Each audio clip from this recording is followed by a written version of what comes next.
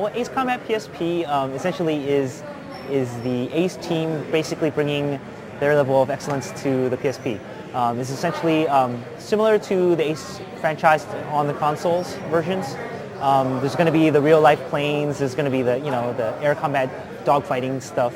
But basically what they've done is that they've brought it into a new universe. So it's a totally separate universe, different from what we've seen on the console versions.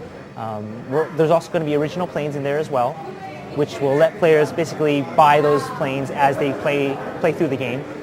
And as they play through the game, they'll be able to unlock different parts that they can add onto their original planes to kind of tune them up and customize them. Obviously, there are some limitations. There's only one analog joystick.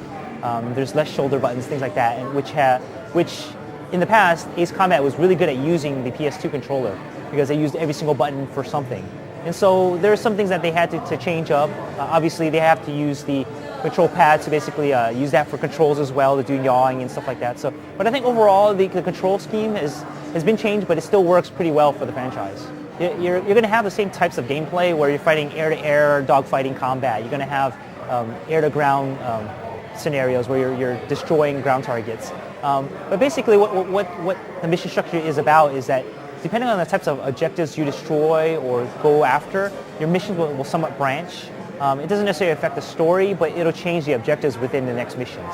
Ace Combat PSP, basically, there is going to be a wireless ad hoc play, which is going to allow 1 to 4 players to do battle with their friends and stuff like that, like in sort of the typical type multiplayer modes, like deathmatch and stuff like that. So in the Ace Combat series as a whole, there's never been multiplayer with more than 2 players, and so I think that's a big difference. So when you get together 3 to 4 players, things like that, you'll really notice the multiplayer, because it just gets really exciting when you're screaming at each other, going after each other, and just dogfighting. So Ace Combat PSP is going to be shipping in fall of 2006.